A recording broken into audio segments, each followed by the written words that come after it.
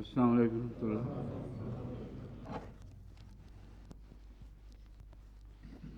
درس پہ جو بعض دوست کمی محسوس کر رہے ہیں حاضرین کی، اس کے متعلق ایک دلچسپ بات شاکر صاحب نے پیش کی تھی۔ میرے نزدیک تو بڑی واضح وجہ یہ ہے کہ ایک تو سردی بھی زیادہ ہے، ورکنگ ڈیز ہیں، اور چونکہ لوگوں نے کام پہ جانا ہوتا ہے، بچوں نے اسکول، تو ان کے لیے ممکن ہی نہیں ہے کہ اس وقت درس میں شامل ہو سکیں۔ اور جو گھر پہ رہتے ہیں بڑی عمر کے، ان کے لیے سردی مانے اور گھر پہ ٹیلی ویژن کی سہولت مہیا ہے، اس لیے یہاں بھی بہت سے ٹیلی ویژن کے ذریعے دیکھ رہے ہیں۔ بعض جو آتے ہیں وہ کہتے ہیں ٹیلی ویژن کے ذریعے بھی دیکھ سکتے ہیں، مگر موجود ہونے کا مزہ بھی ہے، اور آ سکتے ہیں تو کیوں نہ آئیں۔ بہرحال شاکر صاحب نے ایک بالکل نیا تجزیہ پیش کیا ہے۔ شاکر صاحب کہتے ہیں اگر کرسیاں لگا دی جائیں تو بڑے لوگ آئیں گے۔ اس لیے میں نے ان سے وعدہ کر لیا ہے کہ اگلے ہفتے اتوار کو دیکھیں گے۔ یہ فیصلہ آج نہیں ہوگا، ہفتے اتوار کو اگر لوگ اتنے ہی ہوئے جتنے اب ہیں اور یہ ہال نہ بھرا تو شاکر صاحب کو کرسی پہ بٹھا دیا جائے گا۔ منظور ہے یہ فیصلہ؟ کیا کیا ہوا؟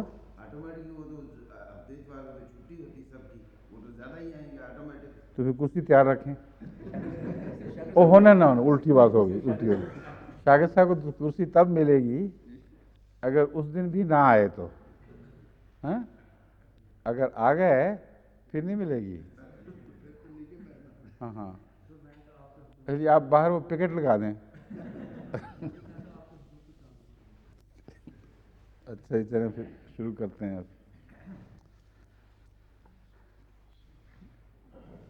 اعوذ باللہ من الشیطان الرجیم، بسم اللہ الرحمن الرحیم۔ وَلْيَخْشَ الَّذِينَ لَوْ تَرَكُوا مِنْ خَلْفِهِمْ ذُرِّيَّةً ضِعَافًا خَافُوا عَلَيْهِمْ فَلْيَتَّقُوا اللَّهَ وَلْيَقُولُوا قَوْلًا سَدِيدًا۔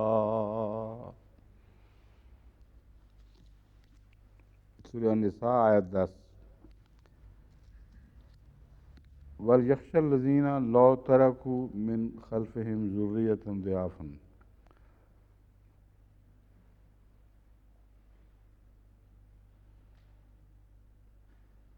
لوگ الذین، جو لوگ،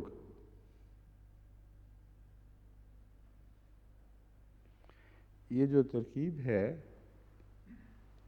میں جو لوگ جو لفظ ہے، یہ ترجمہ جو تفسیر صغیر ہے اس میں اس طرح ہے، اور جو لوگ ڈرتے ہوں کہ اگر وہ بعد کمزور اولاد چھوڑ گئے تو اس کا کیا بنے گا۔ اور ایک ہے لوگ چاہیے کہ لوگ ڈریں۔ وَلْيَخْشَ الَّذِينَ لَوْ تَرَكُوا مِنْ خَلْفِهِمْ ذُرِّيَّةً ضِعَافًا خَافُوا عَلَيْهِمْ۔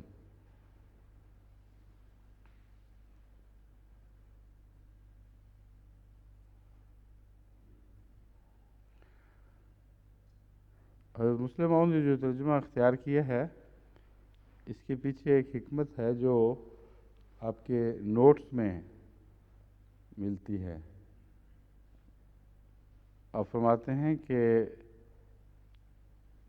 سب لوگ تو چونکہ اپنے پیچھے ذریت ضعاف، کمزور ذریت چھوڑ کے نہیں مرا کرتے، اور ان کو پھر کیسے یہ آیت تحریک کرے گی کہ اگر چھوٹے ذریت والے ہوں تو پھر کیا ہو، تو اس کے لیے یہ طرز اختیار کی گئی ہے۔ وَلْيَخْشَ الَّذِينَ لَوْ تَرَكُوا۔ ممکن تو ہے نا کہ تم لوگ چھوٹی ذریت پیچھے چھوڑ جاؤ، بس وہ لوگ جن کے لیے ممکن ہے کہ وہ چھوٹی ذریت چھوڑ جائیں، وہ اس بات سے ڈریں کہ اگر وہ چھوڑ جاتے تو کیا ہوتا۔ یہ ہے جو طرز جو حضرت مسلم موعود نے ترجمے کی اختیار کی، اور وجہ یہ لکھی ہوئی ہے، کیونکہ یہاں تو نہیں لکھی ہوئی، مگر جو میرے نوٹس آپ کے دیکھے تھے اس میں یہ ملتا ہے۔ اس میں ہے شامل نوٹ؟ میں پہلے وہیں سے شروع کرتا ہوں بات، پھر تو امام راضی ہیں.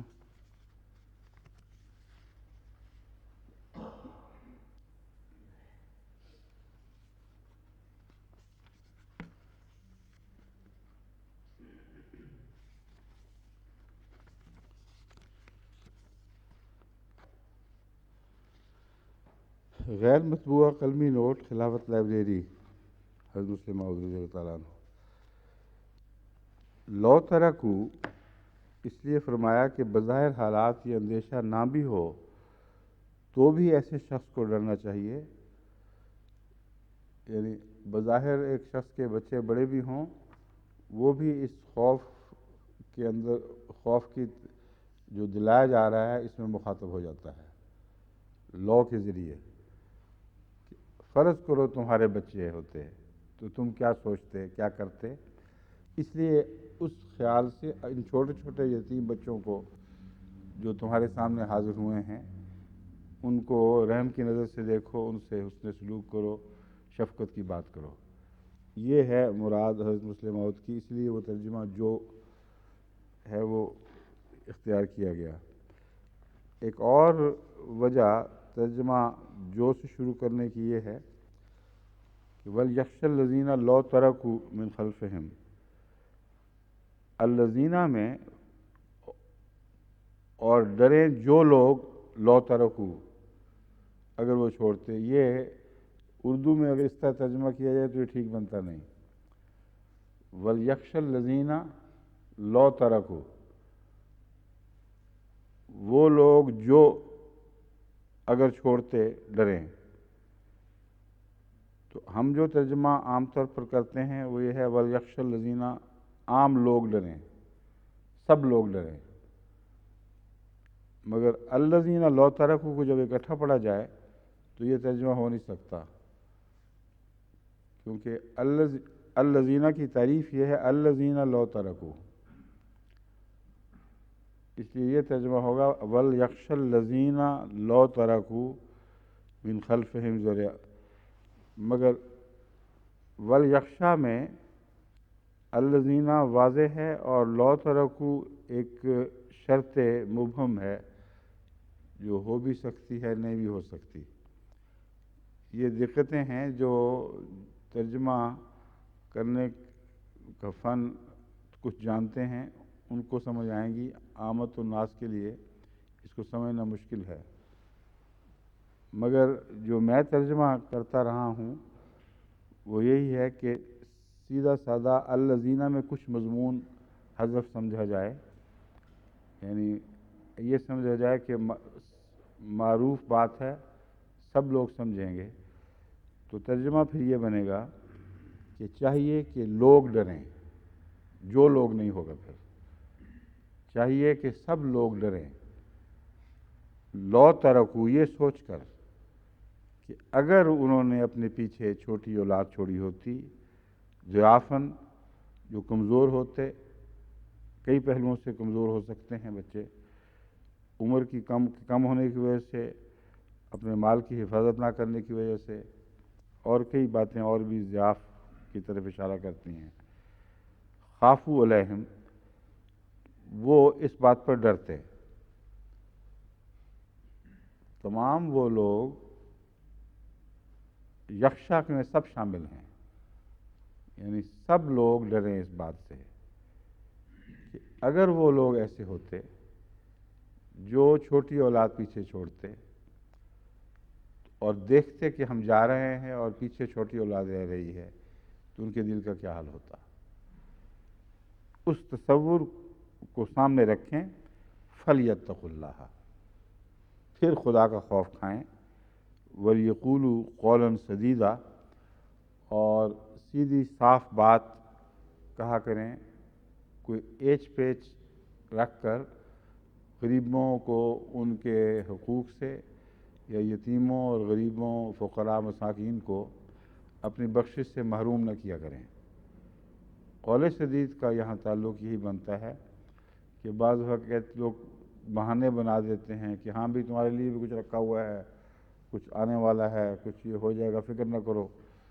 تو کئی قسم کی چلاکیوں سے کام لیتے ہیں، اور جو غربا اس وقت اکٹھے ہوں یا فوراً اکٹھے نہ بھی ہوں، عام طور پر آتے جاتے رہتے ہیں، کیونکہ وفات کے وقت اکٹھے ہونے سے یہ مراد نہیں ہے کہ ضروری ایک ہی وقت ورثہ تقسیم ہونے لگا سارے اکٹھے ہو جائیں، کیونکہ ورثے اعلانات کے ذریعے تو تقسیم نہیں ہوتے۔ اکثر جو شرکاء ہیں ورثوں میں شریک ہیں ایک دوسرے کے، وہ آپس میں مل کے فیصلہ کر لیتے ہیں کہ جو معین واضح کھلے حصے ہیں وہ تو ہم شریعت کے مطابق بانٹ لیں گے۔ اب یہ چھوٹی چھوٹی چیزیں گھریلو استعمال کی، کچھ دوسری ایسی چیزیں خواہ وہ قیمتی ہوں یا بے قیمت ہوں، ان کی تقسیم بالعموم ایک اور دو کی نسبت سے نہیں کی جاتی، بلکہ یہ زیور اس کو فلاں ماں سے ملا تھا، اس نے بات کی تھی کہ فلاں بیٹی کو چلا جاتا تو اچھا تھا، تو اس لیے یہ اس کو دے دیا جائے، فلاں چیز اس نے لی استعمال نہیں ہوئی، مگر یہ اس کی زندگی میں مثلا فلاں بیٹی کو یا بیٹے کو پسند آ گئی تھی، تو اس نے کہا کہ ہاں میں تمہیں دے دوں گا یا دے دوں گی۔ اس قسم کی تقسیم ہے جو دراصل یہاں موقع محل کے مطابق جسپاں ہو رہی ہے، ورنہ اعلان عام کے ذریعے جائیدادیں تقسیم نہیں کی جاتی، جو کی جاتی ہیں وہ شرعی حصوں کے مطابق کی جاتی ہیں، ان کے بعض دفعہ اعلان بھی کیے جاتے ہیں، مگر یہ تناظر نہیں پیدا ہوتا جو یہاں پیش کیا جا رہا ہے۔ اس سے مراد یہی ہے کہ روزمرہ کی گھر کی چیزیں، یعنی ایک یہ مراد ہو سکتی ہے، اور بھی ہو سکتی ہیں، مگر میں اس وقت ایک آپ کے سامنے رکھ رہا ہوں۔ روزمرہ کی گھر کی چیزیں خواہ قیمتی ہوں خواہ غیر قیمتی ہوں، بعض دفعہ بہت قیمتی چیزیں بھی ہوتی ہیں، ان کو بھی آپس میں بانٹ لیا جاتا ہے ایک دوسرے کے ساتھ عمومی سمجھوتے کے ذریعے، اور عین معین قیمتیں نہیں ڈالی جاتی۔ مثلا حضرت خلیفۃ المسیح الثالث کا ایک کیمرہ تھا لائکا، وہ پرانا تاریخی کیمرہ، اور اس کی خوبی یہ تھی کہ جتنا پرانا ہوتا جائے اتنا مہنگا ہوتا جاتا تھا، اور کچھ اور چیزیں ہیں، کوئی بندوق ہے، کوئی ایسی دوسری چیزیں ہیں، اب ان کو ناپ تول کے مارکیٹ کی قیمتیں لگوا کے بانٹنا ایک بہت عجیب بات ہے، بڑا مشکل کام ہے۔ تو اس قسم کی چیزیں ہیں جو بعض دفعہ مہنگی بھی بہت ہوتی ہیں، ان کو آپس میں خاندان کے لوگ مل کے بیٹھ کے بانٹتے ہیں۔ جب وہ بانٹتے ہیں تو اس وقت ایسے بچوں کا بھی خیال کریں جو شرعی طور پر واضح تقسیم میں حصہ دار نہیں بنتے، اور جو بچے ہوئے حقوق ہیں جن کی قرآن کریم نے نشاندہی نہیں کی لیکن بعض کونے خطرے باقی چھوڑ دیے ہیں، وہ اسی غرض سے چھوڑے گئے ہیں کہ ان سے استفادہ کر کے ان میں سے ان کو نکال دو، پھر جو بچتا ہے وہ آپس میں بانٹ لو۔ یعنی تقسیم اگر ایک دفعہ پوری ہوگی تو پھر تو بچے گا ہی کچھ نہیں۔ تو ان غربا، ان یتاما، ان مساکین جو ذی القربا ہوں تو بھی، ذی القربا نہ بھی ہوں تب بھی، خاندان کے ملنے جلنے والے لوگ ہوتے ہیں، بعض لوگوں کے تعلقات ہیں، آتے ہیں خدمتیں کرتے ہیں، بعضوں کے ساتھ دوستانہ تعلقات ہیں حالانکہ خاندانی رشتے نہیں ہیں، تو یہ سارے لوگ میرے نزدیک اس مضمون میں داخل ہیں۔ اب ان کی ایک شق ایسی ہے جو چھوٹے ہیں نسبتاً بچے، اور ان کی دیکھ بھال والا کوئی نہیں ہے، ایسے موقعوں پر ان کو افضلیت دو، ان کو فضیلت دو، ان کو فوقیت دو دوسروں پر، اور پہلے ان کا خیال کرو، کیونکہ تمہیں یاد رہنا چاہیے ایسے موقع پر جبکہ تمہارا کوئی فوت ہوا ہے اور تم رہ گئے ہو، کہ تم تو بڑے ہو لیکن چھوٹے چھوٹے بھی رہ سکتے تھے، اگر تم چھوٹے رہ جاتے تو تم سے یہ کیا کچھ ہوتا، اور یہ نہیں سوچ سکتے تو یہ تو سوچ سکتے ہو کہ تمہارے بچے سب ہو سکتا ہے بڑے ہوں چھوٹے ہوں، مگر تمہارے بچے اگر چھوٹے ہوتے تو تمہارے دل میں کیا کیفیت پیدا ہوتی۔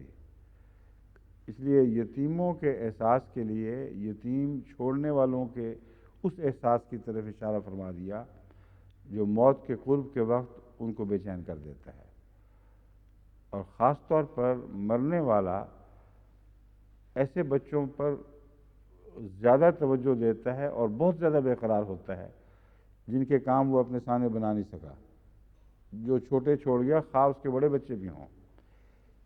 یہ مضمون ہے نفسیاتی جس کا اس آیت میں ذکر ہے، اس سیاق سباق کے ساتھ۔ اس لحاظ سے اس میں کوئی ایسی بات نہیں ہے جو کسی دوسری آیت کے مضمون کے منافی ہو، اور قول سدید میں جیسا کہ میں نے بیان کیا ہے، لارے دینے کے خلاف تعلیم ہے۔ جھوٹی لگی لپٹی باتیں کر کے ان کو کوئی سہارا نہ دو، صاف صاف کہو کہ تمہارے ہم نے یہ حقوق مقرر کرنے کا طریقہ اختیار کیا، دیں گے، نہیں دینا تو خاموش رہو، یہ قول معروف کہو۔ السدید لفظ کیا ہے؟ سدا یسدو، یسدو صفت مشبہ، ایو الثواب من القول، وہ بات، یہ صفت مشبہ ہے السدید، جس کے افعال ہیں سدا یسدو اور سدا یسدو، دونوں طرح کے زیر زبر آتے ہیں اس میں۔ سدا ہے ماضی اور یسدو مستقبل یا مضارع، اور یسدو بھی پڑھا جاتا ہے، یسدو بھی پڑھا جاتا ہے۔ اور السدید کو صفت مشبہ کہتے ہیں جس میں سداد کا معنی پایا جاتا ہے اور مستقل پایا جاتا ہے، کوئی اچانک نہیں بلکہ ایک صفت کے طور پر اس کو سدید کہیں گے۔ تو قول سدید جو ہے اس کی صفت ہے، کسی خاص وقت سیدھا ہو گیا، کسی خاص وقت ٹیڑھا ہو گیا، یہ مراد نہیں ہے۔ قول سدید وہ ہے جو سیدھا ہی رہے گا، قول سدید ہی ہے، اس میں کوئی خم آ ہی نہیں سکتا۔ تو درست و سچی بات کو کہتے ہیں۔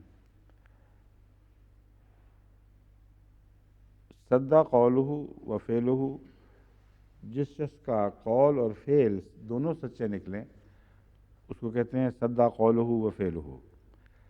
سد الشیء اغلق خللہ و ردم ثلمہ، کسی چیز کے نقص کو دور کر کے اس کو سیدھا کرنا۔ ہڈیاں جو ٹوٹی ہڈیاں جوڑی جاتی ہیں تو وہ یہی مضمون ہے سدید کرنے والا، سدا یسد والا۔ اور سد الشیء، کسی چیز کو اس کے خم نکالنے، اس کی خرابیاں دور کرنی، ٹھیک ٹھاک کر کے جوڑ دینا، خلا پر کر دینا۔ تو قول سدید کے ان معنی کی روح سے دوبارہ دیکھیں کہ اس یقولو قولا سدیدا سے کیا معنی اور بھی مل سکتے ہیں۔ یہ معنی بنے کہ ان کے ساتھ صاف بات بھی کیا کرو اور ان کے ساتھ ایسا معاملہ کرو جو ان کی کمزوریوں کو ٹھیک کرنے والا ہو، ان کی خامیوں کو دور کرنے والا ہو، جو خلا ملتے ہیں ان کے ہاں ان کو پر کرنے والا ہو، یعنی حسن سلوک کے ساتھ ان کی ضرورتیں پوری کرو۔ اب یہ وہ پہلو ہے جس کے متعلق آئندہ بھی آگے مختلف آیات کے حوالے سے ذکر آئیں گے۔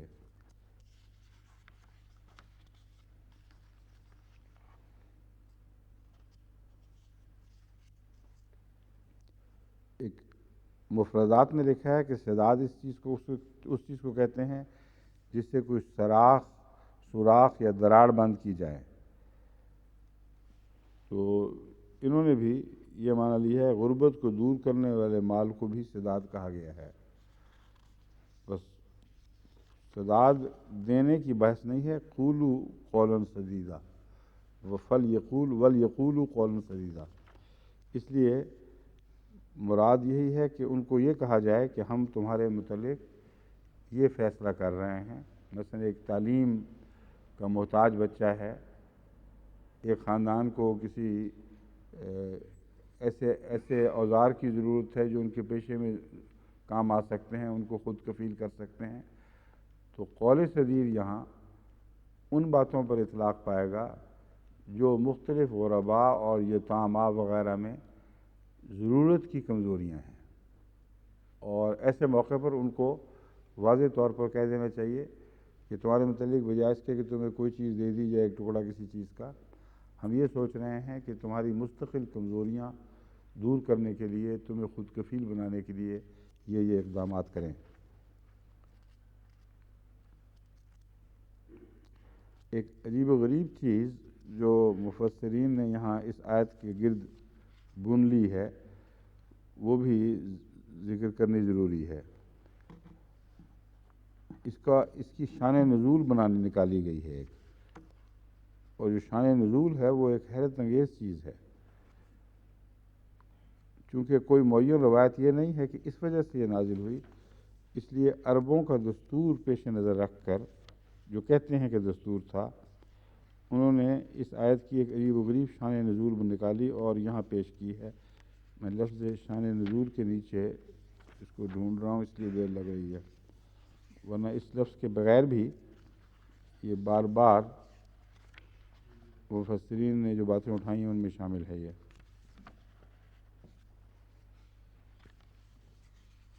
تقریباً سب مفسرین نے یہ بات یوں اٹھائی ہے، یہ خطاب ان لوگوں سے ہے جو مریض کے پاس بیٹھتے ہیں اور کہتے ہیں تیری اولاد کی طرف سے تو اسے کسی چیز کی محتاج نہیں، بس اپنے مال کی فلاں فلاں کے لیے وصیت کر جا، اور اسے حکم دیتے رہتے ہیں اور وصیت کا اور حکم دیتے ہیں، وصیت کا اور وصیت بھی اجانب کے لیے، یہاں تک کہ اس کے مال میں سے ورثاء کے لیے کوئی چیز بھی نہیں بچتی.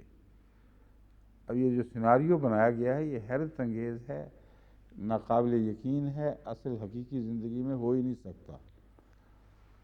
ایک طرف یہ کہتے ہیں کہ ایسے لوگ مراد ہیں جو آ کے مشورے دیتے ہیں مرنے والے کو کہ تمہارے بچوں کو تو کوئی ضرورت ہی نہیں، احتیاج ہی نہیں ہے، تم اپنے مال میں سے فلاں فلاں کو دے دو. اب سوال یہ ہے کہ اگر وہ بچے چھوٹے ہیں جن کا ذکر یہاں آ رہا ہے تو مرنے والا پاگل ہے جس کو یہ بات سنتا ہے اور کہتا ہے ہاں ٹھیک ہے تم ٹھیک ہی کہتے ہو، میرے بچوں کو کیا ضرورت ہے، چھوٹے چھوٹے بھوکے مر ہی جائیں گے نا زیادہ سے زیادہ. اس لیے یہ بات ہو ہی نہیں سکتی، عقل میں آ ہی نہیں سکتی. اور اگر وہ بڑے بچے ہیں تو وہ بیٹھے کیا کر رہے ہیں؟ مریض کو جو جانکنی کی حالت کو پہنچنے والا ہے، کن لوگوں کے سپرد کر کے آپ کہاں غائب ہو گئے ہیں سارے؟ ان کی روٹی ہانڈی پکا رہے ہیں کہ وہ آ کے مشورے دے رہے ہیں، وہ مر رہا ہے، سانس اکھڑ رہے ہیں، ڈاکٹروں کی بھی ہوش نہیں رہی، اور یہ مشورے دینے والے کہہ رہے ہیں کہ دیکھو دیکھو دیکھو مرنے سے پہلے فلاں کے نام لکھ جاؤ، فلاں کے نام لکھ جاؤ، فلاں کے نام لکھ جاؤ. اور اصل بچے جو ہیں چپ کر کے سن رہے ہیں، برداشت نہیں، بول نہیں سکتے بیچ میں. باپ کو یہ بھی نہیں کہہ سکتے کہ ان کی باتیں نہ مانو، یہ کون ہوتے ہیں ہمارے معاملات میں دخل دینے والے؟ یہ تناظر ہے ہی بے تکا، بے غلط، بے حقیقت. کبھی حقیقی زندگی میں آپ کو یہ نقش نظر نہیں آئے گا، عرب ہو یا غیر عرب، کہ مرنے والے کی سانس اکھڑے ہوئے ہیں اور لوگ آ کے بجائے اس کے کہ کوئی دعا کریں، کوئی عیادت کریں، کہتے ہیں وہ مرنے سے پہلے پہلے فلاں کے نام چیز لکھوا دو، اور اپنے نامی لوگوں کے نام مشورے دے رہے ہیں کہ اس کو بھی لکھ جاؤ، اس کو بھی لکھ جاؤ. بالکل قابل قبول بات نہیں، غیر حقیقی بات ہے. اور اس آیت کو پڑھ کے دیکھیں وہاں یہ بات فٹ ہوتی ہی نہیں. وَلْيَخْشَ الَّذِينَ لَوْ تَرَكُوا مِنْ خَلْفِهِمْ ذُرِّيَّةً ضِعَافًا خَافُوا عَلَيْهِمْ فَلْيَتَّقُوا اللَّهَ. اب فَلْيَتَّقُوا اللَّهَ سے انہوں نے مشورہ دینے والوں کی مخاطب بنا لیا. وہ کہتے ہیں تم اس مریض بیچارے کو تو مشورہ دے رہے ہو، اے لوگو مشورہ دینے والوں، کہ یہ چیز اس کو دے جاؤ، یہ چیز اس کو دے جاؤ. اگر تم مر رہے ہو اور تمہارے پیچھے چھوٹے چھوٹے بچے ہو، تمہیں کوئی ایسے مشورے دے گا تو کیا لگے گا تمہیں؟ اس لیے خدا کا خوف کرو اور سیدھی بات کرو. یہ قرآن کریم کا مضمون تو نہیں ہے. کسی ایسے شخص کا کلام ہو نہیں سکتا جو جانتا ہے کہ مرض الموت میں کیا کاروائیاں ہوتی ہیں، آنے والے کیا کہتے ہیں، اور گھر والوں کا کس قدر اس وقت احترام ہوتا ہے. مجال نہیں کوئی ایسی بات کر سکیں جو ان کی یا مریض کی طبیعت خراب کرنے والی بات ہو. اس لیے سب فرضی قصے ہیں، اس کے پیچھے کوئی مصنوعی حدیث بھی نہیں، صرف روایت ہے کہ عرب ایسا کیا کرتے تھے، اور اللہ اللہ معاف کرے ان بیچارے عربوں کو، وہ بھی نہیں ایسا کیا کرتے ہوں، میں نہیں مان سکتا. کبھی ہو ہی نہیں سکتا کہ عرب اس طرح کرتے ہوں کہ اپنے مردوں کو اس طرح لوگوں کے رحم پر چھوڑ دیں، مریضوں کو جو مرنے والے ہیں. تو یہ مفسرین کو جو شوق ہے شان نزول کا، یہ اس کی پیداوار ہے سب. سیدھی بات وہی ہے کہ ایک عام انسانی فطرت ہے کہ اپنے حوالے سے وہ زیادہ ہمدردی کے مضمون کو سمجھتا ہے. اس لیے مرنے کے بعد جو لوگ ہیں وہ مخاطب ہیں، اور ان سے یہ کہا گیا ہے کہ غرباء اور یتامہ سے ایسا سلوک کرو کہ جو تم اگر جوانی میں مر جاتے چھوٹے بچے چھوڑ کر تو چاہتے کہ تمہارے غرباء اور یتامہ سے کیا جائے. حضرت مسیح موعود علیہ الصلوۃ والسلام نے جس کا ترجمہ، ہاں ایک اور بحث اس میں وہ بھی ناسخ منسوخ کی بھی تو اٹھی ہوئی ہے نا، اسی آیت میں ہے، یا میں اس دن نوٹ دیکھے تھے تو آپ کو بتایا تھا اسی میں ہے. اچھا وہ اگلی میں آئے گی.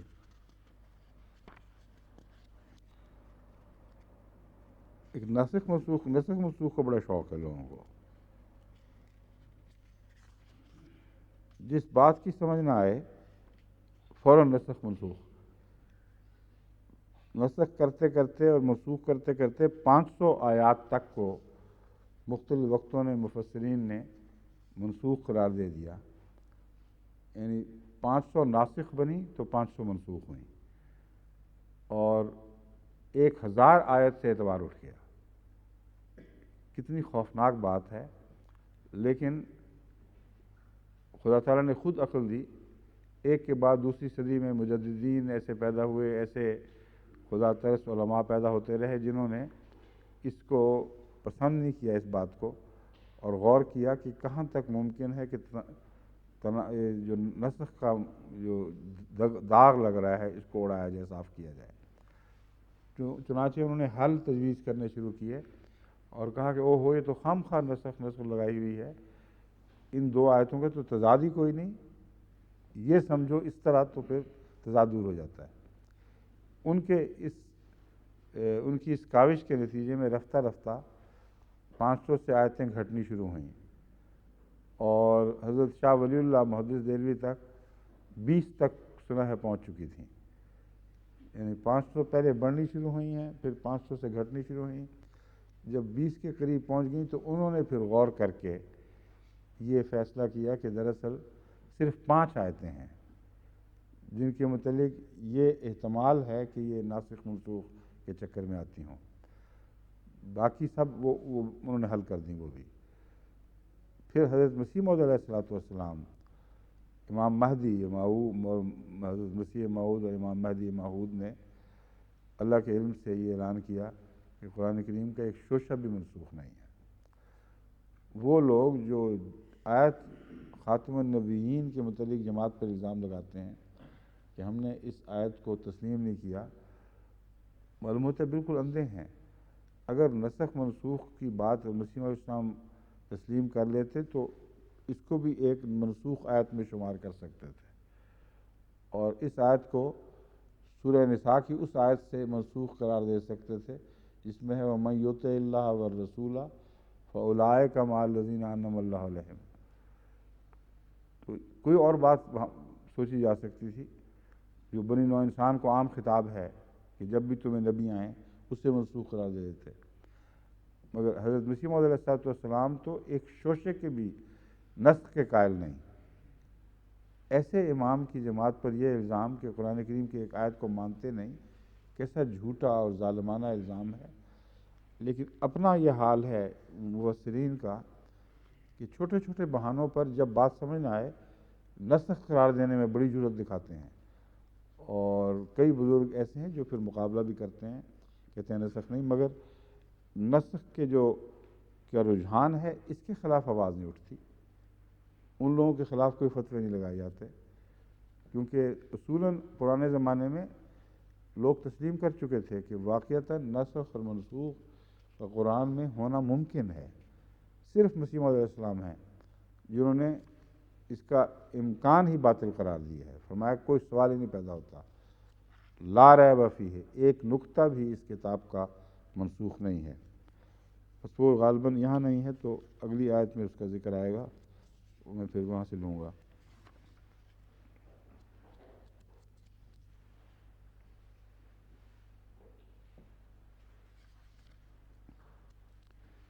امام راضی کی باتیں میں آپ کے سامنے رکھ چکا ہوں.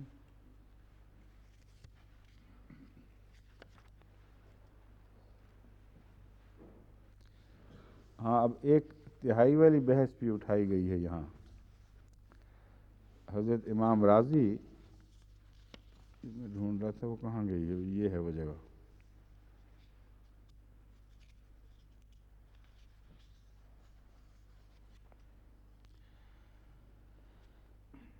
ایک امام راضی نے یہ بحث اٹھائی ہے کہ اس بات کا بھی امکان موجود ہے کہ وہ شخص مخاطب ہو جو مرنے کے قریب پہنچا ہوا ہے اور اسے نصیحت کی جا رہی ہو کہ وہ وصیت کرتے وقت حد سے تجاوز نہ کرے. امام راضی کے الفاظ یہ ہیں، اگرچہ مجھے اس سے اتفاق نہیں، مگر امام راضی کا جو مسلک ہے وہ پیش کرنا ضروری ہے. ایک امکان کے طور پر ہے. فرماتے ہیں یہ بھی ممکن ہے کہ اس آیت میں خطاب اس سے ہو جس کا انجام قریب ہے اور مقصود زیادہ حصہ کی وصیت سے روکنا ہے. مراد یہ نہیں ہے کہ اس وقت یہ آیت پڑھ کے اس کو سنائی جائے. مراد یہ ہے کہ قرآن کریم نے تعلیم دے دی تاکہ جب بھی جو کوئی شخص مرنے والا ہو تو اس کو اس آیت کا مضمون یاد آئے اور اس کی روشنی میں فیصلے کرے، اس کو نظر انداز کر کے نہ کرے. جس کا انجام قریب ہے اور مقصود زیادہ حصہ کی وصیت سے روکنا ہے، اس کو یہ ہدایت کی جا رہی ہے کہ زیادہ وصیت نہ کر جانا دوسروں کے حق میں. یہ ایک تصور پیدا کیا گیا ہے. مراد یہ تھی کہ اس کے ورثاء لاچار اور بھوکے نہ رہیں، اس لیے وصیت ثلث کی یا اولاد کے معروم ہونے کا ڈر ہو تو اس سے بھی کم کی جائے. اب ثلث کا لفظ پھر دوبارہ آ گیا ہے، تو یہ وہ کہتے ہیں کہ یہ ڈر ہے وہ اگر کہ وہ اپنی اولاد کو محروم نہ رکھ جائے یہاں تک کہ وہ لاچار اور بھوکے رہ جائیں، اس لیے اس کو نصیحت ہے کہ 1/3 سے زیادہ وصیت نہ کرنا. اب سوال یہ ہے کہ اس حد تک غربت کا عالم ہو کہ کسی شخص کے بچے لاچار اور بھوکے مر رہے ہوں، اس کو نصیحت کی ضرورت ہے کہ دوسروں کو نہ دے جانا؟ ہو ہی نہیں سکتا. فطرت کے خلاف بات ہے. سوائے اس کے کوئی پاگل ہو، پاگل کی تو وصیت ویسے ہی ویلڈ نہیں ہے، قابل قبول ہی نہیں قانون میں. عام حالات میں اگر کوئی ایسی وصیت کرے گا تو وہ عام حالات کہلائیں گے ہی نہیں. وہ حالات اس کے پاگل پن کی دلیل کے طور پر پیش ہوں گے اور عدالت میں یہ مقدمہ چلے گا تو پاگل ہو گیا تھا. کوئی ہو سکتا ہے اتنا غریب کہ بچوں کے بھوکے مر جانے کا اور ہاتھ پھیلانے کا، فقیر بننے کا سوال پیدا ہو اور وہ کہہ رہا ہو کہ میں اس کو دے دیتا ہوں، اس کو دے دیتا ہوں، یہاں تک کہ حساب چونکہ دماغ میں بخار کی وجہ سے پوری سوچنے کی طاقت نہیں نا، حساب سے نکل کر 1/3 سے بھی آگے نکل جائے، ہو سکتا ہے نصف تقسیم کر جائے. یہ ساری باتیں ان بزرگوں نے امکانات کی تلاش میں کی ہیں. ہرگز یہ مراد نہیں ہے کہ حضرت امام راضی خود اس بات کے قائل تھے کہ ایسا ہی ہے. چونکہ آیت میں ایک کھلا مضمون تھا تو امکانات کی دنیا کی تلاش میں پھر فقہا جہاں جہاں جا سکتے تھے وہاں چلے گئے اور سیدھے سادے مضمون کو بعض دفعہ ان امکانات کے نیچے اس طرح دبا دیا کہ سوچیں بکھر گئیں اور اصل مضمون کی طرف سے توجہ ہی ہٹ گئی. حالانکہ جو مرنے والا ہے وہ ایسی باتیں نہیں سوچا کرتا، یعنی ایسی حرکتیں نہیں کیا کرتا جو حرکتیں اس کی طرف منسوب ہیں اگر وہ صاحب عقل ہو. لیکن اس کے علاوہ جو میں نے بات یہ پیش کی ہے، ضمنی بعض سوال اس سے اٹھائے جا رہے ہیں. مثلا 1/3 کے متعلق میں پہلے ہی بات کر چکا ہوں کہ اس کی بنیاد کیا ہے، اور دوسرا یہ کہ یہ تسلیم کیا گیا اس طرز استدلال میں کہ اگر ایک شخص ایک سے زیادہ یعنی ثلث سے زیادہ بھی دے دے اور وہ خود نہ رکے تو سوسائٹی اس میں کچھ نہیں کر سکے گی، کیونکہ اس کو اگر یہ نصیحت اس کو ہے جو مرنے والا ہے، جو اپنی جائیداد تقسیم کرنے والا ہے، اگر اس کو اختیار ہی نہیں ہے کہ تیسرے سے زیادہ دے دے، تو اس کو یہ نصیحت کیوں کی جا رہی ہے؟ اور اگر وہ کرتا ہے تو یہ چاہیے کہ تم نے اس کی بات نہیں ماننی پھر، کیونکہ اس میں وہ تبدیلی کا حق نہیں رکھتا۔ تو اس طرز فکر سے یہ نتیجہ نکلتا ہے کہ فقہا کے ذہن پر یہ بات تو بہرحال حاوی تھی کہ مرنے والا مالک ہے، جب تک مر نہیں جاتا وہ اس وقت اپنی زندگی کے تصرفات میں بھی اختیار رکھتا ہے، اور مرنے کے بعد کے تصرفات کے پر بھی وصیت کرنے کا حق رکھتا ہے، بس اس کی وصیت اولیٰ ہوگی۔ یہ بحث کہ اگر وہ خدا تعالیٰ کے قوانین کو توڑ رہا ہے تو کیا بنے گا، یہ بحث اٹھاتے ہوئے امام راضی نے بھی سوال اٹھایا ہے، اور بہت یعنی درست بات یہی ہے کہ وہ اللہ سے ڈرے کہ خدا اس کو پکڑے گا۔ یہ بڑی اہم بنیادی بحث ہے۔ ایک شخص وصیت کے ان قوانین کے برعکس جائیداد کسی کو دے جاتا ہے، کیا زبردستی اس کو الٹا دیا جائے گا اس کی وصیت کو یا نہیں؟ یہ جو صورت ہے اس کے متعلق یہ آیت اور بعض دوسری آیتیں یہ تصور پیش کر رہی ہیں کہ مرنے والے کا گناہ ہوگا، وہ خدا کے سامنے جواب دہ ہوگا، لیکن چونکہ اس کی جائیداد تھی اس لیے تم زبردستی اس کو ٹھیک نہیں کرو گے۔ اگر یہ زبردستی ٹھیک کرنا ہوتا تو اس کو نصیحت کرنے کی ضرورت ہی کوئی نہیں تھی، نصیحت کرتے اور ساتھ اللہ فرماتا ہے کہ اگر یہ نہ مانے تو پھر بھی نہ مانو، مگر ایسا کوئی مضمون دکھائی نہیں دیتا۔ تو امام راضی کے ذہن پہ بھی یہی بات ہے کہ 1/3 سے زیادہ کی وصیت وہ کر سکتا ہے اگرچہ ناجائز ہوگی، مگر نصیحت کے طور پر اور تنبیہ کے طور پر اللہ تعالیٰ اسے یاد کرا رہا ہے کہ ایسی حرکت نہ کرنا۔ پھر امام راضی نے بھی وہی بات چھیڑی ہے کہ یہ خطاب ان لوگوں سے ہے جو مریض کے پاس بیٹھتے ہیں اور یہ حکم دیتے رہتے ہیں اس کو کہ یوں کرو وصیت یوں کرو۔ تو نہیں کون سے وہ مریض تھے بیچارے،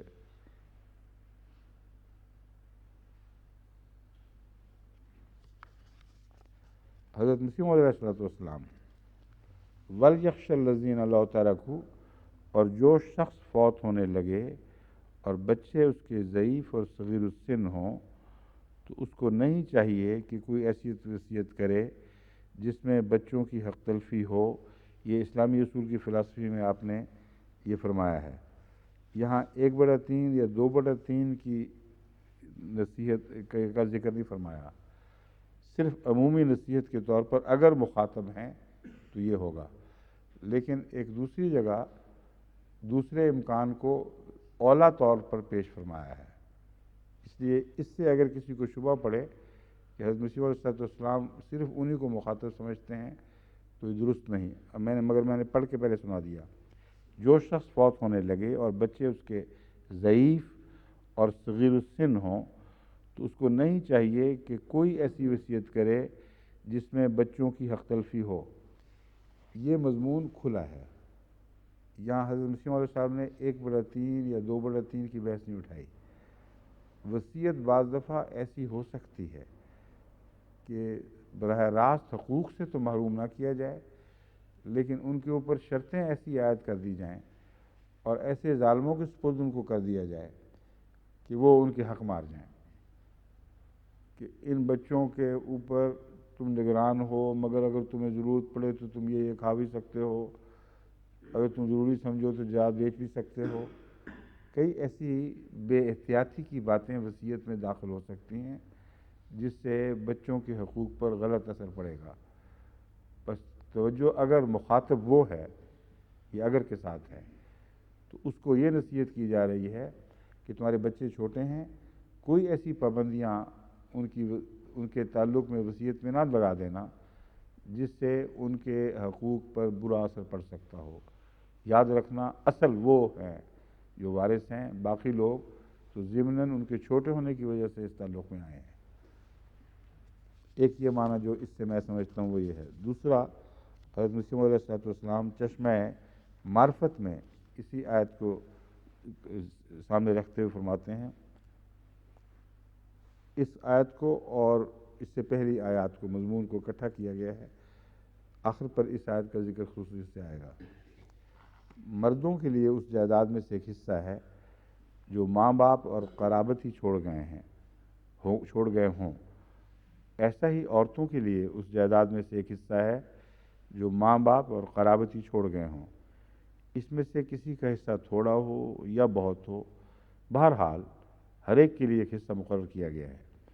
اور جب ترکہ کی تقسیم کے وقت ایسے قرابتی لوگ حاضر آویں جن کو حصہ نہیں پہنچتا، ایسا ہی اگر یتیم اور مسکین بھی تقسیم کے موقع پر آ جاویں تو کچھ اس مال میں سے ان کو دے دو، اور ان سے معقول طور پر پیش آؤ، یعنی نرمی اور خلق کے ساتھ پیش آؤ، اور سخت جواب نہ دو. اور وارثان حقدار کو ڈرنا چاہیے. یہاں اس آیت کا مخاطب وارثان کو اب کیا گیا ہے، نہ کہ وصیت کرنے والے کو. وارثان حقدار کو ڈرنا چاہیے کہ اگر وہ خود چھوٹے چھوٹے بچے چھوڑ مرتے تو ان کے حال پر ان کو کیسا کچھ ترس نہ آتا. بس جو میں پہلے بیان کیا تھا، میں نے ہی اس کی واضح تائید فرما رہا ہے یہ حوالہ کہ مسیح علیہ السلام کا یہ موقف تھا.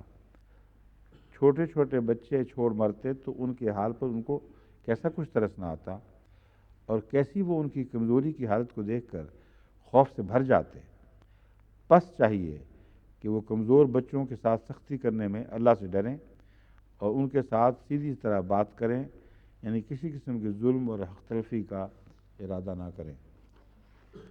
یہ جو ہے نا، کسی قسم کے ظلم اور حق تلفی کا ارادہ نہ کریں، اس نے اس مضمون کو وسعت دے دی ہے. حضرت مسیح علیہ السلام کی تفسیر کی روح سے اس سے زیادہ معنی ہیں جو اب تک آپ کے سامنے پیش ہوئے ہیں. آپ فرماتے ہیں اس آیت میں وہ بچے بھی پیش نظر ہوں گے جو اس وقت تقسیم کے وقت حاضر ہوتے ہیں، آنا جانا ہے ان کا، ان پر نظر رکھو اور ان کے حقوق کا خیال کرو، ان سے پیار کی بات کرو.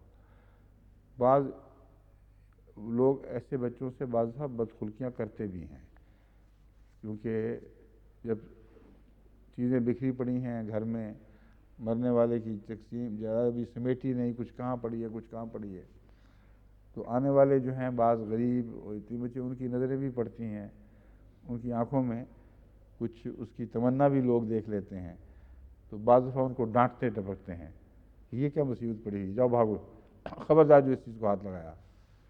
تو یہ جو طریقہ عام فطرت کے مطابق ہوتا ہے اور روزمرہ دکھائی دیتا ہے. اس پہلو سے اس کا مطلب یہی ہوگا کہ ان سے سختی نہ کریں اور ڈریں. دوسرا معنی یہ ہے کہ ظلم اور حق تلفی کا ارادہ نہ کریں.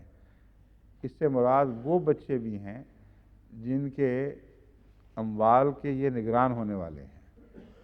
بس یہاں اموال کے نگران مخاطب ہو جائیں گے، جن کو بعد میں اموال کی ذمہ داری سونپی جائے گی.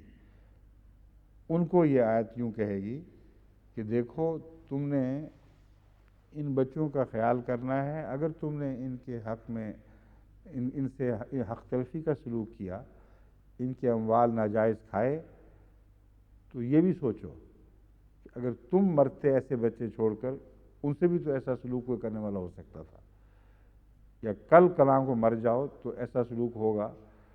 تو یاد رکھنا خدا کی پکڑ کا ایک یہ بھی ذریعہ ہے.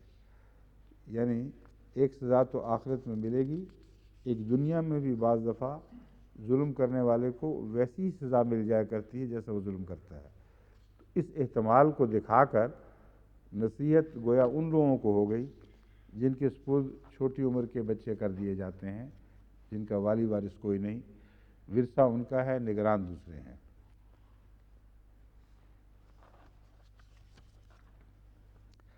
ویری یہ کہتا ہے، no doubt Muhammad had learned the substance of this revelation by his own experience as an orphan.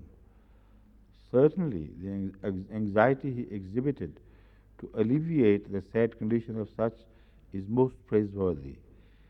His terrible curses against the oppressors of such, see next verse وہ کہتا ہے, evince the earnestness of his purpose to inform this abuse. جہاں وہ باتیں جہاں very بھی واہ واہ کرنے پر مجبور ہو گیا ہے, علماء تعریف منہ پر لانے پر کہ مولانا بے اختیار ہے, ایک یہ وہ بات ہے, مگر اس احتیاط کے ساتھ کہ کوئی اس کو خدا کا کلام نہ سمجھ لے. کلام محمد ہی کا ہے, مگر اس کے بچپن کی یادوں نے یہ کلام بنایا ہے, کیونکہ وہ خود یتیم تھا, دردناک حالات کا سامنا تھا, اس لیے اس کو یہ باتیں یاد رہیں اور اس نے باقی یتاماں کی حفاظت اور ان کا خیال رکھنے کے لیے یہ باتیں کہیں. جہاں تک حضرت صلی اللہ علیہ وسلم کا تعلق ہے, آپ کے یتم کے باوجود آپ کو ایسے بزرگ پرورش کرنے والے ملے جنہوں نے باپ سے بڑھ کر آپ سے محبت کی ہے.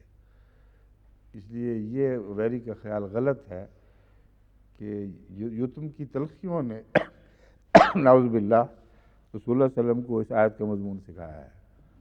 ابو طالب, پہلے عبد المطلب پھر ابو طالب, اور ان کا سلوک وہ تو اپنے بیٹوں سے بڑھ کر چاہتے تھے اور اولین طور پر محمد رسول اللہ صلی اللہ علیہ وسلم کو عزت دیتے تھے. اس لیے وہم و گمان بھی نہیں کیا جا سکتا کہ آپ کے ساتھ ناانصافیاں ہوئی ہوں اور اس کے نتیجے میں آپ نے اس آیت کا مضمون سوچا, اور سوچا بھی تو کب جا کر, کتنی دیر بعد. یہ آخری دور کی آیات میں سے ہے جب جنگیں شروع ہوئی ہیں, اور ان کے تعلق میں یاد آیا, ورنہ بھول ہی گئے تھے. تو یہ بیچارے جب تعریف بھی کرتے ہیں تو اس میں بھی ایک نفس کی خامی رہ جاتی ہے. اچھا نہیں لگتا کہ کلام الہی اپنی شان سے ظاہر اپنی صداقت ثابت کر رہا ہو, اور یہ چیز ضرور کھٹکی ہے. ایسی اعلیٰ پائے کی تعلیم نہ بائبل میں ملے نہ کسی اور کتاب میں ملے, کہاں سے گئی؟ اگر یہ عذر بیچ میں نہ رکھتا تو یہ لوگ متاثر ہو کے کہہ سکتے تھے کہ سبحان اللہ, یہ اللہ کا کلام ہے جو انسانی فطرت پر نظر رکھتا ہے. اس لیے تعریف رسول اللہ علیہ وسلم کی کر دی اس خدشے کے ازالے کی خاطر کہ کوئی خدا کا کلام ہی نہیں سمجھ بیٹھے, اور جو عذر رکھا ہے وہ جھوٹا ہے, اس میں کوئی حقیقت نہیں ہے.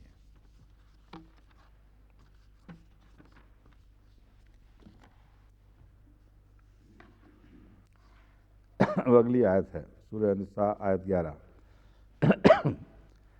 اعوذ باللہ من الشیطان الرجیم, بسم اللہ الرحمن الرحیم. ان الذین یاکلون اموال الیتامی ان الذین یاکلون اموال الیتامی ظلما انما یاکلون فی بطونہم نارا وسیصلون سعیرا. جو لوگ ظلم سے یتیموں کے مال کھا جاتے ہیں وہ یقیناً اپنے پیٹوں میں آگ بھرتے ہیں اور یقیناً شعلہ زن آگ میں داخل ہوں گے. یہ بھی ویری رسول اللہ صلی اللہ علیہ وسلم کی طرف اس آیت کے جوڑ میں یوں لگا رہا ہے, ایک طرف تعریف کی ہے آپ کے حسن تعلیم کی, دوسری طرف کہتا ہے دیکھو کس جوش کے ساتھ غضب کا اظہار کر رہے ہیں ان لوگوں کے خلاف جن کی بچپن کی یادیں آپ کو آ کر بتا رہی ہیں کہ انہوں نے یہ ظلم کیے تھے, اب ان کو سنا دو جو سنانا ہے.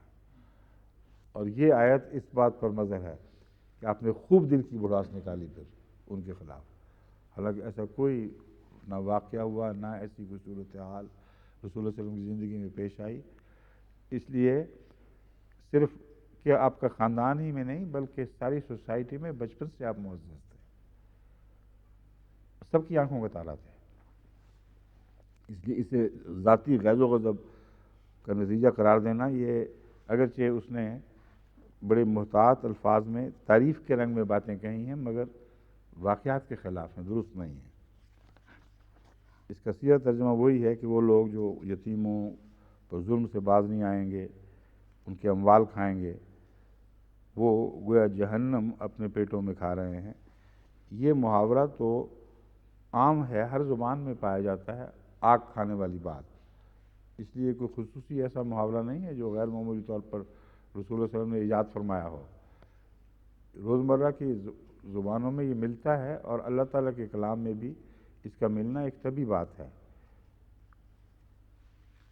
لیکن جہنم کی آگ میں جو جھونکے جائیں گے، یہ سزا ہے ظلموں، یتیموں کا، غریبوں کا مال کھانے والوں کی۔ اب میں اس کی لغت کی جو لغوی بحث ہے وہ آپ کے سامنے رکھتا ہوں۔ یصلون سعیرا،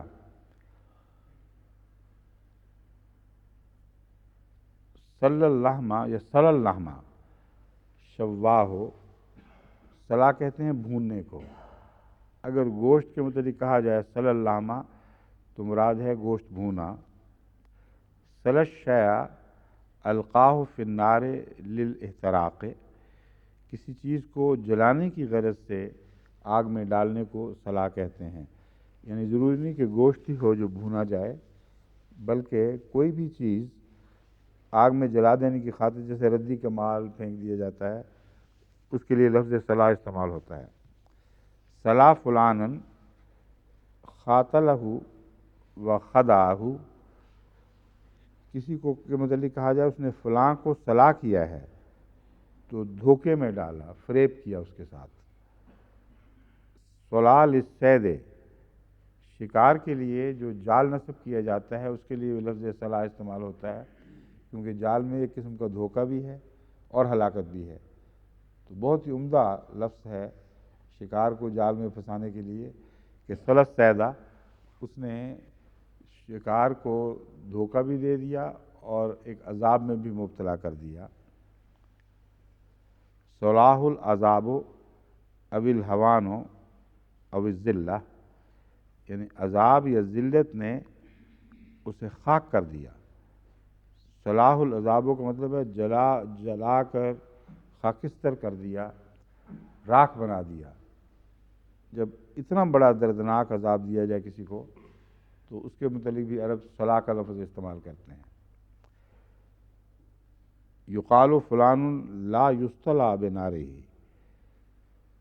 اذا کان شجاعا لا یطاق، یعنی ایک ایسا شخص جو بہت بہادر ہو اس کے متعلق کہتے ہیں اس کی آگ میں نہیں جلا جا سکتا۔ کیا مطلب ہے اس کی آگ میں نہیں جلا جا سکتا؟ مراد یہ ہے کہ جن جن چیزوں کی وہ برداشت کر سکتا ہے اور حوصلے کے ساتھ، سربلندی کے ساتھ ان مصیبتوں اور ابتلاؤں سے گزر سکتا ہے، یہ اسی کا حصہ ہے۔ ہر شخص کو یہ توفیق نہیں ہے کہ ایسا کام کرے۔ تو لا یصطلی بنارہ ہی سے مراد اس کی آگ میں نہیں جلا جا سکتا، یعنی اس جیسا حوصلہ نہیں ہے کسی میں۔ بس کسی شخص کی بہادری اور غیر معمولی صبر اور عزم اور حوصلے کی تعریف کرنی ہو تو عرب اس طرح کیا کرتے تھے، لا یصطلی بنارہ۔ سعیر، سارا یسعرو، یہ سعیر بھی صفت مشبہ ہے، یعنی ایسا شخص جس کے اندر ایک دائمی صفت پائی جائے، عارضی نہ ہو۔ یہ ایسی چیز جس میں ایک دائمی صفت پائی جائے، عارضی نہ ہو۔ مثلا عالم جب ہم کہتے ہیں تو یہ اسم فاعل ہے، اس سے یہ صفت بن جاتی ہے بسا اوقات۔ هو العالم، وہ عالم ہے، هو عالم، وہ عالم ہے۔ تو یہ عالم جو لفظ ہے یہ علم والے کو کہتے ہیں، مگر عالم آج عالم بھی ہے، کل جاہل بھی ہو جاتا ہے، ایک چیز کا عالم ایک چیز کا نہیں۔ عالم ہونا دائمی صفت اگر بن بھی سکتا ہو تو ایک اور مثال دیتا ہوں جس سے آپ کو سمجھ آ جائے گی کہ وہ دائمی صفت نہیں ہے۔ ضرب زید بکرا، زید نے بکر کو مارا۔ اب جو مارنے کا فعل ہے اس کے نتیجے میں ضارب کون ہوگا؟ زید، جس نے مارا، اور جو مضروب ہے وہ بکر ہوگا۔ ضربا زید بکرن، زید نے بکر کو مارا۔ زید ضارب، زید ضارب ہے، اور بکرن مضروبن، بکر مضروب ہے. اب یہ ہمیشہ کے لیے زید ضارب تو نہیں بن گیا، کبھی مارا، کبھی پیار کیا، کبھی مرہم لگائی، کبھی زخم پہنچائے. تو یہ ایسی صفت جو عدلتی بدلتی رہتی ہے، یہ اسم فاعل یا اسم مفعول کے نام سے اس کو یاد کرتے ہیں، صفت فاعل یا صفت مفعولی. لیکن جب یہ کہیں گے ضریب، اگر یہ کہا جائے تو مراد ہے وہ شخص جو ہمیشہ مارتا ہی رہے، وہ شخص جو ہمیشہ کے لیے علم رکھتا ہو، جس کا علم دائمی ہے، اس کو علیم کہیں گے. اور وہ شخص جو مستقل طور پر محتاج ہو جائے اس کو فقیر کہیں گے. تو اسی طرح لفظ سعیر ہے جو صفت مشبہ ہے، جس کا مطلب یہ ہے کہ یہ جہاں ایسی آگ جو مستقل جلتی رہتی، جلانے والی چیز جس میں دائماً جلانے کی صفت موجود ہو. سارن نارو اشعلہا، اگر کہتے ہیں نا آگ بھڑکائی اس نے، تو اس کے لیے بھی لفظ سارا استعمال کرتے ہیں عرب. سعیرن النارو و لہبہا، آگ اور اس کا شعلہ، اس کو سعیر کہتے ہیں. السورو الحرو، گرمی کو بھی سور کہتے ہیں، اور بھوک کی شدت کو بھی، اور جنون کو بھی، اور وبائی بیماری کو بھی. ان سب کے لیے عرب سور کا لفظ استعمال کرتے ہیں. سور النارا والحربا، آگ یا جنگ کو بھڑکا دیا، اس کے لیے بھی یہ لفظ سور استعمال ہوتا ہے.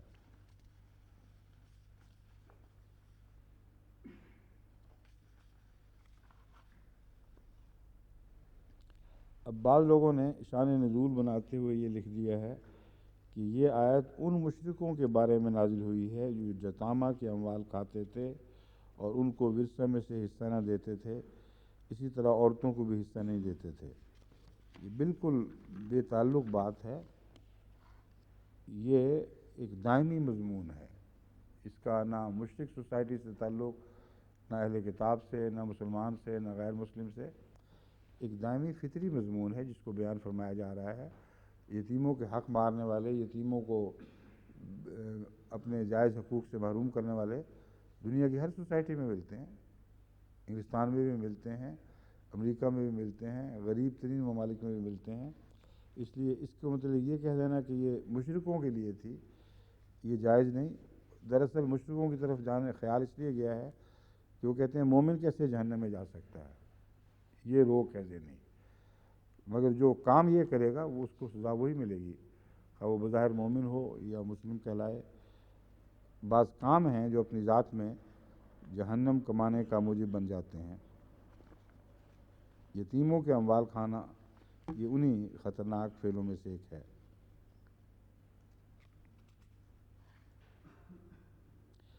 ایک صاحب ہیں علی بن احمد الواحدی، اسباب النزول میں صفحہ 83 پہ لکھتے ہیں، اور بھی محدودیت کہتے ہیں مشرکوں کے متعلق نہیں، یہ آیت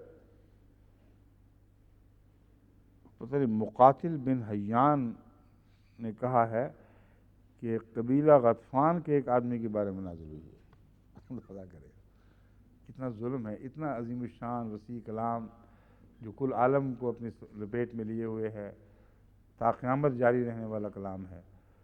یہ اپنے شوق میں کہ ہم بتا دیں جو دوسروں نے نہیں بتایا کہ اصل بات کیا تھی، کیوں نازل ہوئی تھی. قبیلہ غطفان کا کوئی آدمی ہے، اس کے متعلق یہ آیت ہوئی تھی.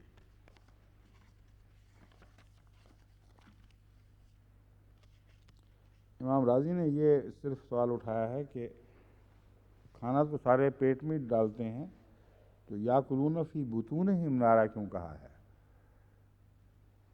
وہ اس کا جواب یہ دیتے ہیں کہ یہ قرآن کریم کا ایک انداز ہے، کسی بات کے مضمون میں شدت پیدا کرنا ہو اور نمایاں طور پر نظر کے سامنے لانا ہو، تو اس کے پورے فعل کو، جس کا بعض لوگ جانتے بھی ہیں یہ ہوتا ہے، پوری طرح بیان کر دیتا ہے.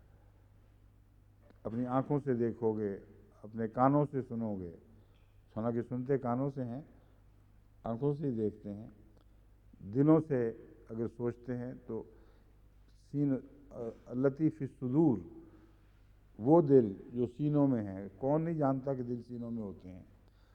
تو یہ طرز بیان ایک مضمون کی اہمیت کو واضح کرنے کے لیے اور کھولنے کے لیے، اس میں شدت پیدا کرنے کے لیے اختیار کی جاتی ہے. اس لیے کوئی اس میں قابل اعتراض بات نہیں ہے کہ بطون فرما دیا. اور بطون کا دراصل ایک اور معنی بھی ہے کہ وہ بات جو چھپائی جائے اندر رکھی جائے.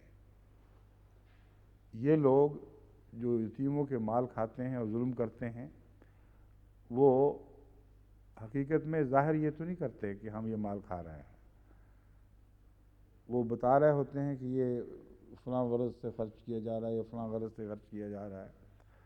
کہاں ہر ایک کی حساب فہمی دنیا میں کی جاتی ہے. جنہوں نے ظلم کرنا ہو وہ سارا عرصہ، جتنا عرصہ بھی ملا ہے وہ کھا پی جاتے ہیں، جہاں تک کہ یتیم جوڑے ہوں تو کچھ بھی نہیں باقی ملتا. تو ایسے لوگوں کے بطون ہیں جو ناقص ہیں، ان کے اندر جو نیتیں کھول رہی ہیں وہ زہریلی اور غلط ہیں.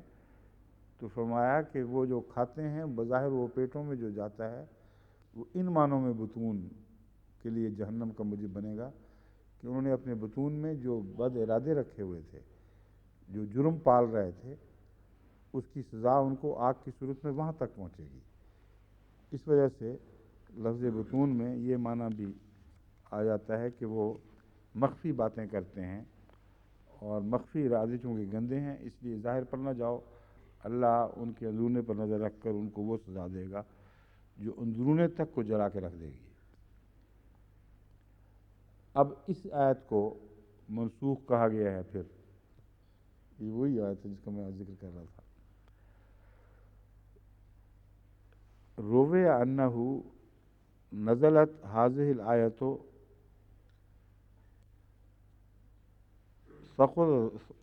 ثقل ذلك على الناس فاحترزوا عن مخالطة الیتامى بالکلیہ. یہ عجیب و غریب ایک بات مفسرین نے بیان کی ہے جو سوچی نہیں جا سکتی. وہ کہتے ہیں اس آیت کے نتیجے میں بعض لوگوں نے یہ کہا ہے، یہ نہیں کہتے کہ حقیقت ہے. حضرت امام راضی کہتے ہیں کہ بعض لوگوں نے یہ کہا ہے کہ جب یہ آیت نازل ہوئی کہ لوگ جو یتیموں کا مال کھاتے ہیں اپنے پیٹ میں جہنم کھاتے ہیں، آگ کھاتے ہیں، تو لوگ اتنا ڈر گئے اس آیت سے کہ لوگوں نے یتیموں سے ملنا جلنا سلام کلام ہی چھوڑ دیا. گویا کہ ان کو معلق کی طرح سوسائٹی میں جوڑ دیا کہ اچھا پھر اگر تم ہماری جہنم کا موجب بنتے ہو تو ایسی تیسی تمہاری، ہمیں بولنا ہی نہیں تم سے.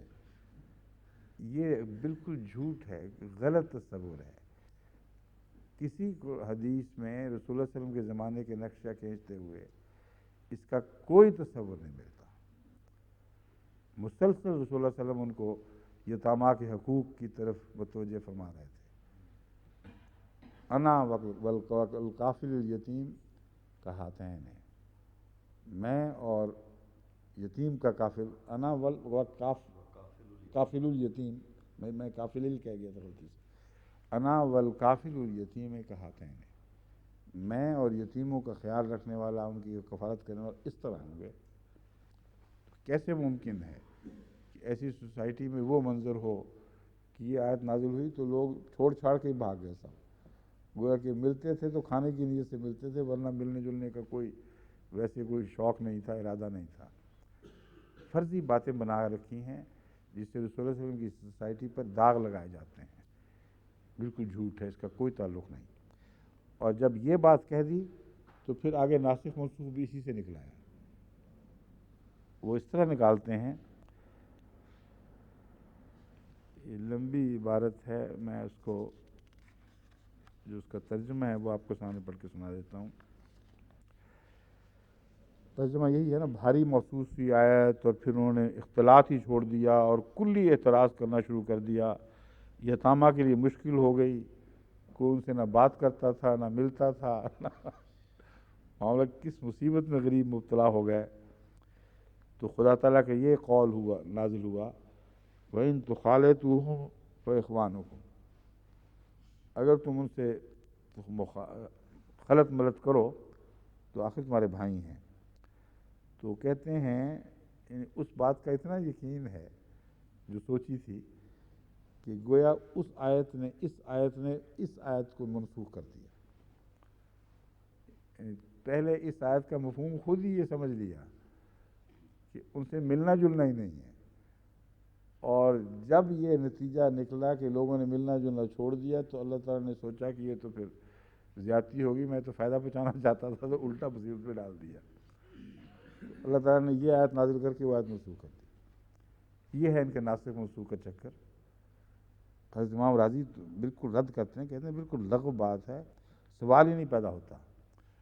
اور ایک بہت ہی پیاری بات اپنے استدلال کے حق میں یہ کہتے ہیں کہ دور کی یہ آیت، یہ بات دور کی کوڑی لانے کے مترادف ہے، کیونکہ یہ آیت ظلم سے روکتی ہے اور یہ منسوخ ہو ہی نہیں سکتی۔ بہت ہی پیارا نقطہ ہے کہ باقی بحثیں چھوڑو، وہ کلام الہی جو ظلم سے روکتا ہے وہ منسوخ ہو سکتا ہے بھلا؟ یہ تو ناممکن ہے۔ تو فرضی باتیں ہیں ناسخ منسوخ کے چکر، اور اپنے فرضی جو تفسیر تھی اس پہ اتنا یقین کر لیا کہ قرآن کو منسوخ کر دیا اس کی روح سے، کیونکہ دراصل منسوخی کا تصور اس غلط تفسیر سے پیدا ہوا ہے۔ تو تفسیر اپنی کی بےہودہ لغو، غیر فطری، ناممکن، اور محکمات قرآنیہ یعنی وہ جو ظلم سے روکنے والی وہ محکم ہیں آیات ہیں، ان کو اس تفسیر سے منسوخ کرتے پھرتے ہیں۔ اس طرح اگر 500 ہی ہو رہ گئی ہیں تو یہ بھی غنیمت ہے، ورنہ یہ ان سوچوں سے تو ہزارہا آیتیں منسوخ ہو جاتی ہیں، تو تعجب کی بات نہیں تھی۔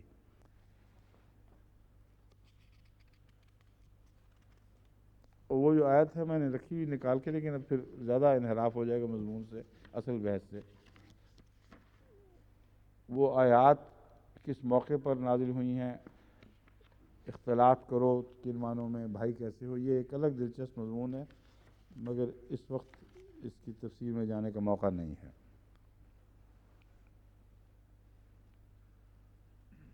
ابن علامہ علوسی کہتے ہیں کہ یہ آیت کسی ایک چیز کی، کسی ایک قوم، کسی ایک مذہب کے لیے خاص نہیں ہے، خواہ مومن ہو یا مشرک ہو، اور یہ بات بالکل درست ہے۔ ہر شخص جو یتامہ کے مال چاٹتا ہے وہ اپنے پیٹ میں آگ چاٹتا ہے۔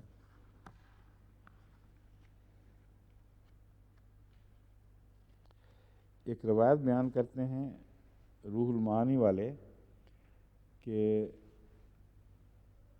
رسول اللہ صلی اللہ علیہ وسلم نے وہ جو رات تھی اسراء والی رات کو ایک ایسی قوم کو دیکھا جس کے جہنم میں، جن کے ہونٹ اونٹ کے ہونٹوں کی طرح ہیں وغیرہ وغیرہ۔ ان روایات کے حوالے کہیں نہیں دیے گئے، اور بعض روایات ایسی ہیں جو اجنبیت رکھتی ہیں، ایک جو رسول اللہ صلی اللہ علیہ وسلم کے عام ارشادات سے کچھ ہٹی ہوئی معلوم ہوتی ہیں، اور بعض ہیں جو اجنبیت کے باوجود گہرے معنی اپنے اندر رکھتی ہیں۔ اس لیے اس فیصلے سے پہلے کہ یہ کس مضمون سے تعلق رکھنے والی آیت ہے، اس کی سند کا پیش ہونا اور اس کے قابل اعتماد ہونے کی بحث اٹھانا ضروری ہے۔ سمجھ گئے؟ تو ہدایت ویسے آپ کیا دیں گے وہ سن ہی رہے ہوں گے، وہاں ہمارے علماء جو محنت کر رہے ہیں، میری مدد کر رہے ہیں نوٹوں میں، وہ اس قسم کی حدیثیں جو 500-600 سال کے بعد کسی تفسیر میں نمودار ہوتی ہیں، جب تک ان کے متعلق یہ نہ بتا دیں کہ یہ حدیث سند کے اعتبار سے کیا وقت رکھتی ہے اور 600-700 سال تک کہاں پڑی رہی ہے، کیا صحائح ستہ میں یا دوسری ان مستند کتب میں جو اس سے پہلے گزری ہیں، ان میں اس حدیث کو کسی رنگ میں پیش کیا گیا ہے، خواہ مختلف الفاظ میں پیش کیا گیا ہو۔ یہ بحث ساتھ آئے گی تو پھر ان حدیثوں پر استدلال شروع ہو سکتا ہے، اس کے بغیر نہیں ہو سکتا۔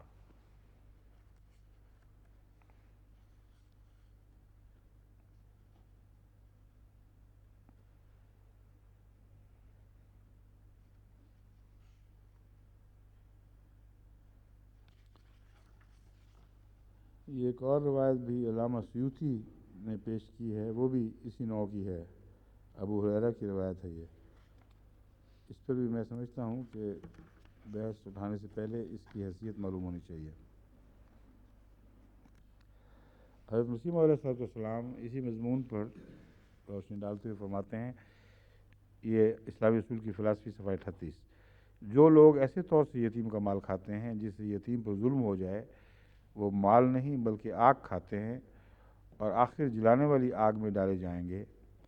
اب دیکھو خدا تعالیٰ نے دیانت اور امانت کے کس قدر پہلو بتائے، سو حقیقی دیانت اور امانت وہی ہے جو ان تمام پہلوؤں کے لحاظ سے ہو، اور اگر پوری عقل مندی کو دخل دے کر امانت داری میں تمام پہلوؤں کا لحاظ نہ ہو تو ایسی دیانت اور امانت کئی طور سے چھپی ہوئی خیانتیں اپنے ہمراہ رکھے گی۔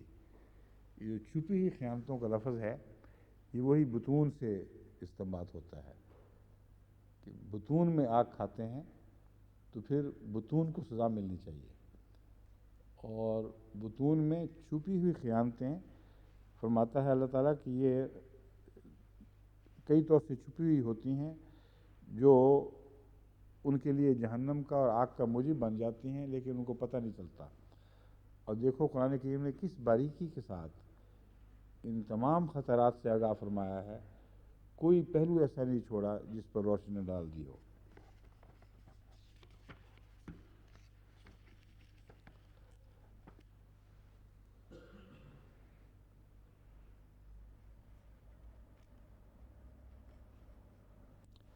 مسلم موعود نے آگ کھاتے ہیں کی حکمت یہ بیان کی ہے کہ ان کو اس دنیا میں بھی ایسا عذاب ملے گا جو ان کو اپنے اموال کے فائدوں سے بھی محروم کر دے گا۔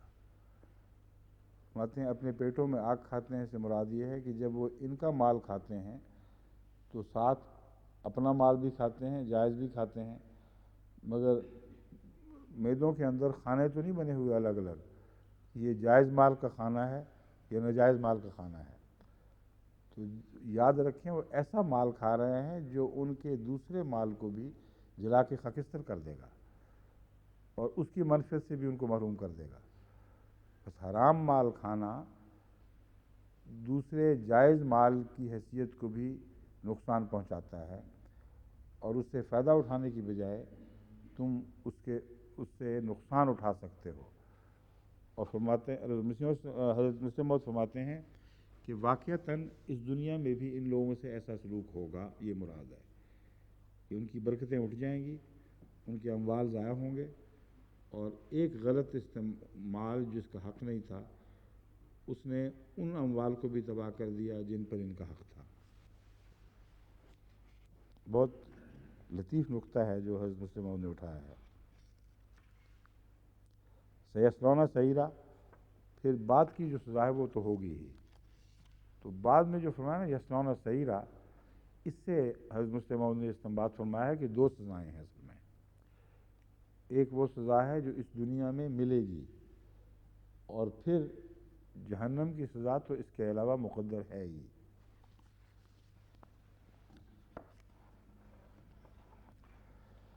اعوذ باللہ من الشیطان الرجیم، بسم اللہ الرحمن الرحیم۔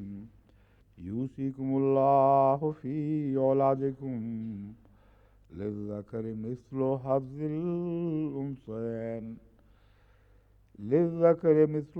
الانثیین فإن كنا نساء فوق اثنتین فلہن ثلثا ما ترک وإن كانت واحدة فلها النصف ولأبويه لكل واحد منهما السدس مما ترك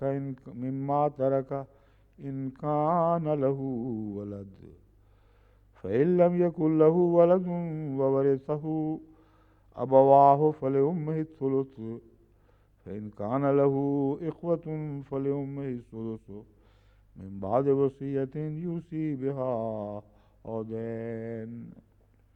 آباؤکم وابناؤکم لا تدرون ایہم اقرب لکم نفعا فریضۃ من اللہ ان اللہ کان علیما حکیما۔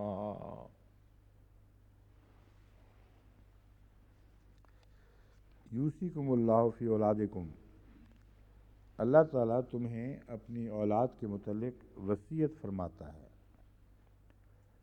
وصیت سے مراد تائیدی حکم اور تائیدی نصیحت دونوں ہوتے ہیں۔ وصیت تائیدی حکم کو بھی کہتے ہیں، تاکیدی حکم کو بھی کہتے ہیں، تاکیدی نصیحت کو بھی۔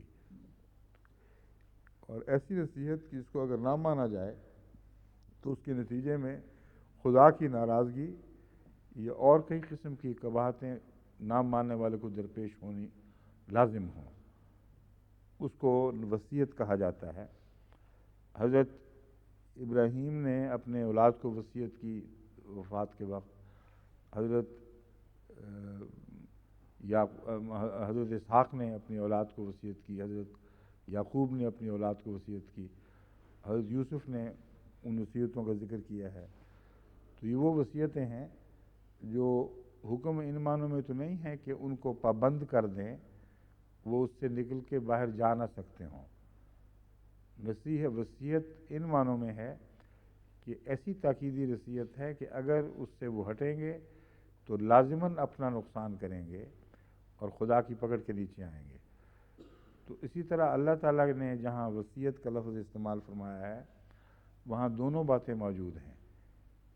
حکم بھی ہو سکتا ہے ایسا جس کا ان کو پابند کیا گیا ہو، اور یہ بھی ممکن ہے کہ اس حکم کو توڑنے کے نتیجے میں دنیا کی کوئی سزا نہ بتائی گئی ہو۔ بس کتاب اور وصیت میں ایک فرق ہے جس کو نہ سمجھ کر فقہاء نے بعض دفعہ غلطیاں کی ہیں۔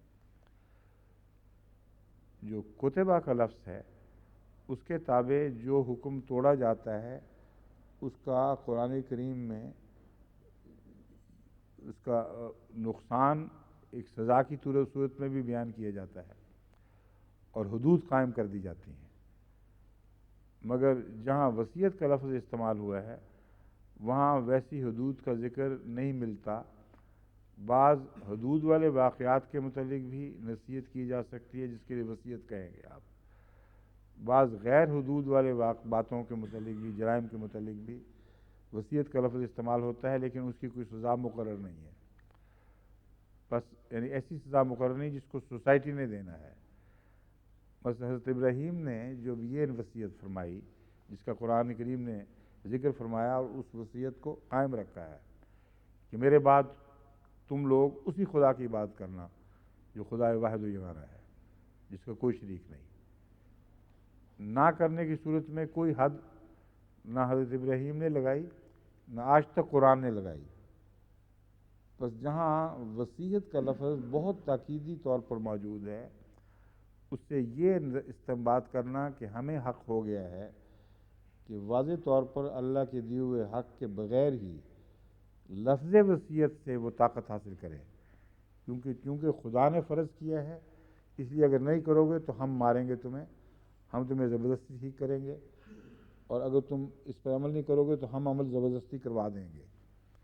یہ نتیجہ نکالنا جائز نہیں ہے۔ اور وصیت میں اگر انسان کرے تو ناجائز بات بھی داخل ہو جاتی ہے۔ وصیت میں یہ بھی شامل نہیں کہ وہ ضرور ٹھیک بات ہی ہو۔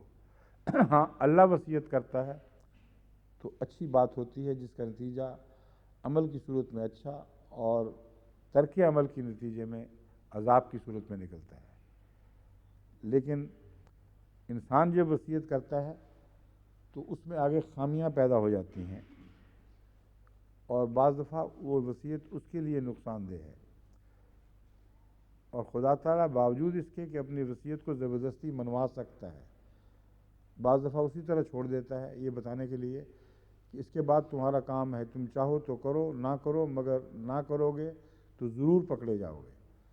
انسانی وصیت اس لحاظ سے بھی بے اختیار ہے، وصیت کر جائے کوئی نہ عمل کرے تو اس بیچارے کا کیا اختیار ہے کہ وہ اس کو پکڑے یا اس کو سزا دے یا زبردستی اپنی بات کو منوا لے بعد میں۔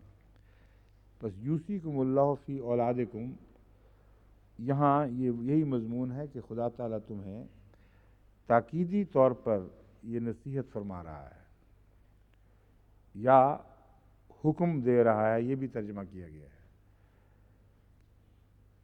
اپنی اولاد کے بارے میں۔ اور حکم کیا ہے، اس کا عنوان ہے یہ، جو پہلا ایک عنوان لگا تھا تقسیم ورثہ کا، وہ میں بیان کر چکا ہوں، شروع میں آیا تھا تمام ورثے اس رہنما اصول کے تابع تقسیم ہوں گے۔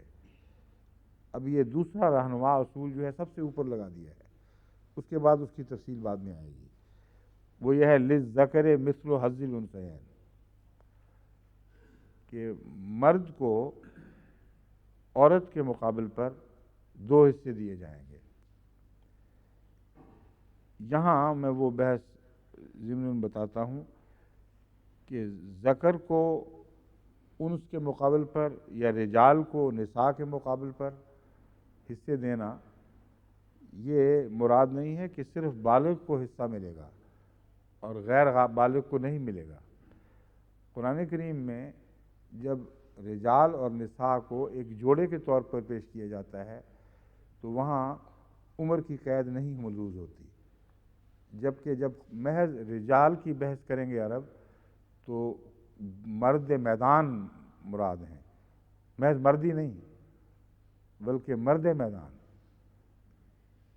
جیسا کہ رسول اللہ صلی اللہ علیہ وسلم کے متعلق آتا ہے محمد رسول اللہ والذین معہ، کیا کون بولا تھا؟ وہاں جس قسم کے لوگ آپ کے ساتھ ہیں وہاں، اور جو سورہ نور میں جن کی تفصیل ملتی ہے آیت نور کے تابع، وہاں الرجال فرمایا ہے ان کو، یہ وہ لوگ ہیں جو رجال ہیں، اور اس رجال میں عورتیں بھی شامل ہیں۔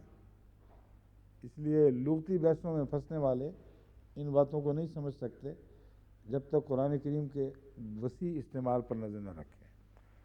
وہاں الرجال سے مراد بہادر لوگ، خواہ وہ مرد ہوں یا عورت ہوں، اعلیٰ صفات کے حامل لوگ، جو غیر معمولی صفات حسنہ ہیں جو محمد رسول اللہ سے حاصل ہوتی ہیں، الرجال کو، النساء کو بھی ہوتی ہیں، لیکن وہاں ان کو النساء نہیں کہا جائے گا، وہاں ان کو الرجال ہی کہا جائے گا کہ ان کے اندر وہ خوبیاں ہیں۔ اور رجال میں چھوٹے بچے بھی ہوتے ہیں بعض دفعہ، جیسا کہ قرآن کریم کی اسی صورت کے شروع میں فرمایا گیا ہے یا ایھا الناس اتقوا ربکم الذی خلقکم من نفس واحدۃ وخلق منها زوجها وبث منہما رجالا کثیرا ونساء۔ اگر رجال سے مراد بالغ مرد ہی لینے ہیں اور نساء سے مراد بالغ عورتیں ہی لینے ہیں، تو کیا یہ ماؤں کے پیٹوں سے مرد پیدا ہوتے ہیں اور وہ عورتیں پیدا ہوتی ہیں جو بلوغت کے بعد پہنچنی ہیں؟ پس جو آخری صورت ہے جس کے نتیجے میں آخر میں مرد بھی بنتے ہیں عورتیں بھی بنتے ہیں، اس سے پہلے کی منازل کو بھی لفظ رجل اور لفظ نساء سمیٹے ہوئے ہوتا ہے۔ ورنہ یہ ماننا پڑے گا کہ قرآن کریم فرما رہا ہے کہ پہلے تو اس طرح پیدا کرتے تھے، پھر ہم نے سیدھا ماؤں کے پیٹوں سے داڑھیوں والے مرد پیدا کرنے شروع کر دیے، اور بالغ عورتیں اپنی جوانی کے ساتھ ماؤں کے پیٹوں سے نکلنے لگ گئیں۔ یہ ہو ہی نہیں سکتا، قرآن کریم کے مضامین کے ساتھ مذاق ہوگا اگر یہ ترجمہ کیا جائے۔ بس وہاں الرجال اور النساء مذکر اور مؤنث، ذکر اور انثیٰ کے معنوں میں ہے، خواہ وہ چھوٹا بچہ ہو خواہ وہ چھوٹی بچی ہو۔ بس یہاں جو وصیت ہے، جو اس سے پہلے شروع میں عنوان باندھا گیا ہے، وہاں بھی اور یہاں بھی جو خدا تعالیٰ فرماتے ہیں میں بتاؤں وہ للذکر مثل حظ الانثیین، وہاں رجال اور نساء تھا، یہاں ذکر اور انثیٰ ہے، دونوں ہم معنی ہیں، عمر کی کوئی بحث نہیں ہے، بچہ ہو یا بچی ہو یہ معنی ہے، لڑکا ہو یا لڑکی، چونکہ ورثے کے وقت مرد بھی ہو سکتے ہیں وہ، اور نساء بھی ہو سکتے ہیں، بڑی عورتیں بھی ہو سکتے ہیں، اس لیے وہ لفظ استعمال کیا جس کے ذیل میں چھوٹے تو آ جاتے ہیں، مگر وہ لفظ استعمال نہیں کیا جس کی ذیل میں پھر بڑے نہ آ سکتے۔ اگر خدا یہ فرماتا کہ بچوں اور بچیوں کو، تو مرد اور عورتیں بیچارے کہاں جاتے؟ جو بڑے ہو چکے ہیں. بس الرجال النساء قرآنی استعمال سے ثابت ہے کہ بعض دفعہ تو رجال عورتوں کے لیے بھی استعمال ہو جاتا ہے، مگر جہاں جوڑے کے طور پر استعمال ہو وہاں میل اور فیمیل کے معنی رکھتا ہے، ذکر اور انثیٰ کے. اس کے متعلق قانون جو ہے وہ یہ ہے کہ مرد کو یعنی بچہ بھی ہو تو اس کو، اگر وہ اس کا باپ مرتا ہے تو اس کو بھی، بچی جس کا باپ مرتا ہے اس کو بھی اس طرح حصہ ملے گا کہ لڑکے کو تو 2 اور لڑکی کو 1 حصہ. وَإِن كَانَتْ وَاحِدَةً فَإِن كُنَّ نِسَاءً فَوْقَ اثْنَتَيْنِ، اگر محض لڑکیاں ہوں، عورتیں مراد نہیں ہیں، اگر محض لڑکیاں ہوں فوق اثنتین 2 سے زیادہ، فلہن ثلثاء ما ترک، تو ان کے درمیان 2/3 تقسیم کر دیا جائے گا، 1/3 باقی رہ گیا ہے. وہ کیوں چھوڑا گیا، کس کے لیے ہے؟ جس کا نام لے کر بتا دیا جائے اس کے لیے تو فرض ہو جائے گا، جس کا بتایا نہ جائے اس کے اوپر وہ آیتیں اطلاق پائیں گی کہ جن کا مال ہے ان کو نصیحت ہے کہ غریبوں وغیرہ پر خرچ کرو اور ان کے حقوق بھی رکھو، مگر فرض کے طور پر نظام وصیت میں ان کو لیے یہ کہنا کہ زائد کو ضرور فلاں کو دے دیں، یہ درست نہیں ہے. قرآن کا فیصلہ ہے، قرآن جس کا نام لے گا اس کو لازماً دیا جائے گا، جس کا نام نہیں لیتا اس کے لیے وصیت کا معنی ایک نصیحت ہے کہ اپنے اقرباء وغیرہ کا خیال رکھنے کی خاطر اس میں سے خرچ کر سکتے ہو. لیکن یہاں معین طور پر بتا دیا گیا ہے کہ 1/3 کیوں چھوڑا جا رہا ہے، 2/3 کے بعد 1/3 کیوں چھوڑا جا رہا ہے. اللہ تعالیٰ فرماتا ہے، بلکہ ایک اور بات بھی شرط لگاتا ہے، پھر باقی بحث اکٹھی آئے گی. فَإِن كُنَّ نِسَاءً فَوْقَ اثْنَتَيْنِ فَلَهُنَّ ثُلُثَا مَا تَرَكَ، اگر عورتیں لڑکیاں یعنی لڑکیاں 2 سے زائد ہوں تو 2/3 ان سب پہ برابر تقسیم ہوگا. وَإِن كَانَتْ وَاحِدَةً فَلَهَا النِّصْفُ، اگر صرف 1 ہو تو اسے نصف دیا جائے گا. وَلِأَبَوَيْهِ لِكُلِّ وَاحِدٍ مِّنْهُمُ السُّدُسُ مِمَّا تَرَكَ إِن كَانَ لَهُ وَلَدٌ، اور ماں باپ کے لیے اگر ان کی اولاد یعنی اولاد کی صورت بیان ہو رہی ہے ہو تو وہ ماں باپ دونوں چھٹا حصہ برابر پائیں گے، چھٹا حصہ، ماں کے لیے بھی چھٹا اور باپ کے لیے بھی چھٹا، گویا 1/3. تو جہاں تک یہ بحث تھی کہ لڑکیوں کو 2/3 ملے اور ماں باپ کو 1/3 ملے، 2/3 ملے تو 1/3 کہاں جائے؟ اگر لڑکیاں ہوں 2 سے زائد اور ماں باپ ہوں تو حساب بین ہی برابر بیٹھ رہا ہے، 2/3 ماں باپ کو مل گیا. مگر صرف یہی حسابی الجھن نہیں ہے، اور بھی بنتی ہیں. اگر 1 لڑکی ہو تو اس کو نصف ملے گا، باقی ماں باپ اگر ہوں تو ان کو 1/3 مل جائے گا، 1/6 1/6. باقی ٹکڑا کہاں گیا؟ ایک ٹکڑا بچ جاتا ہے نا، جسے چوڑی توڑو تو بیچ میں سے ایک ٹکڑا نکلتا ہے، اس طرح یہاں بھی ایک ٹکڑا بچا ہوا دکھائی دے رہا ہے. اور اگر لڑکے ہوں اور لڑکیاں تو پھر تمام فقہا کہتے ہیں سب کو 2 اور 1 کی نسبت سے تقسیم کر دیا جائے گا.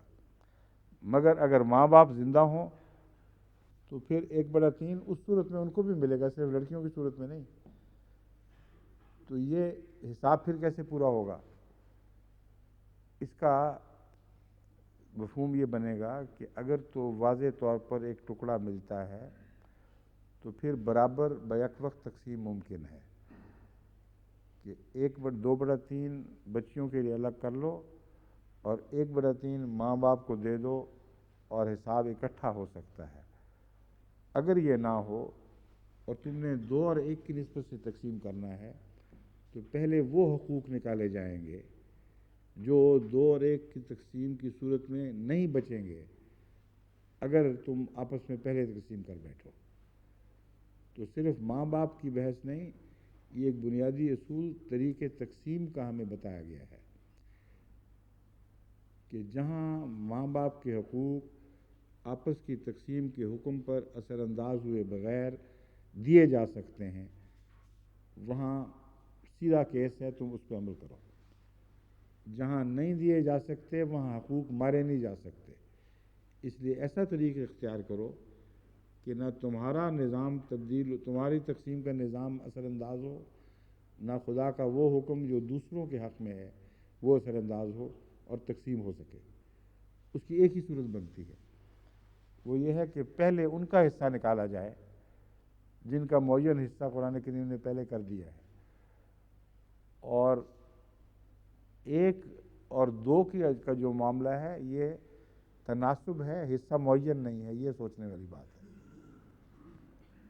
اگر 50 روپے تقسیم کیے جائیں یا 50 لاکھ تقسیم کیے جائیں، 1 سے زائد ہوں لڑکے اور لڑکیاں، تو یہ اصول سب جگہ برابر اطلاق پائے گا اور 1 اور 2 کی نسبت سے تقسیم ہو جائے گا. وہ اثر انداز ہو ہی نہیں سکتا.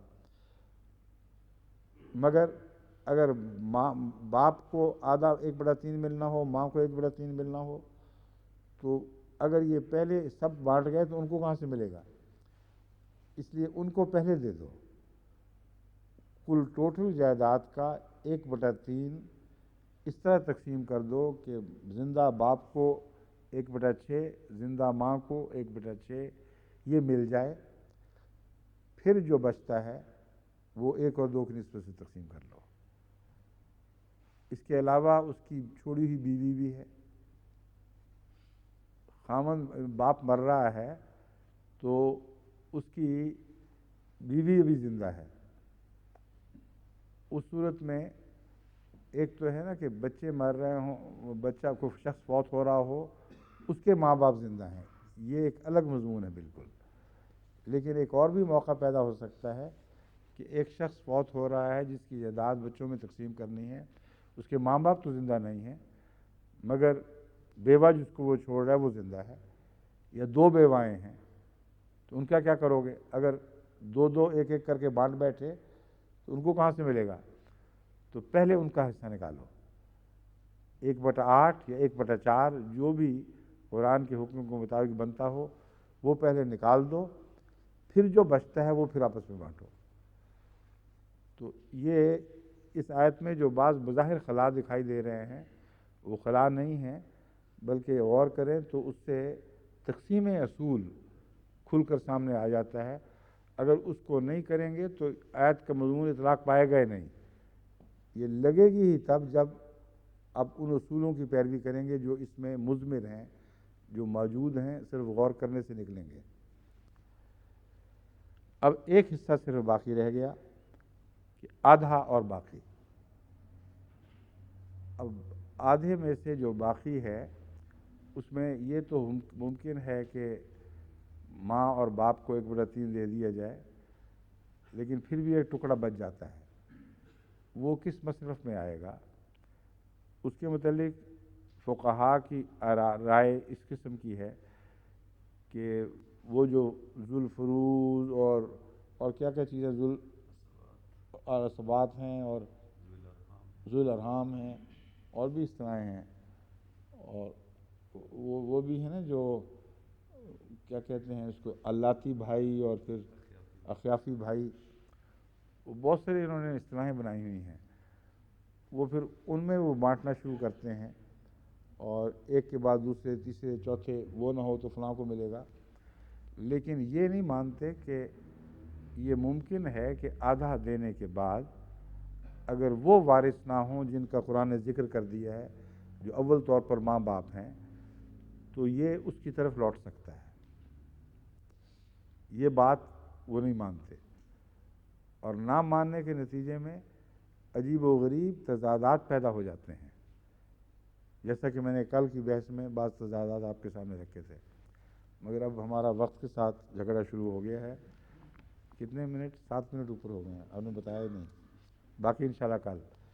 اس میں کافی بحثیں ہیں جو ورثے سے تعلق والی موجود ہیں، وہ انشاءاللہ باقی کل کریں گے، اور چونکہ اکثر لوگوں کے لیے ورثے کے مضمون کا سمجھنا مشکل ہوتا ہے، اس لیے میں آہستہ آہستہ سمجھا کے بات کر رہا ہوں، اللہ کرے کہ سمجھ آ جائے، اور جہاں میری کوشش ہے کہ سمجھاؤں عوامت الناس کو اور سمجھ علماء کو آ جائے۔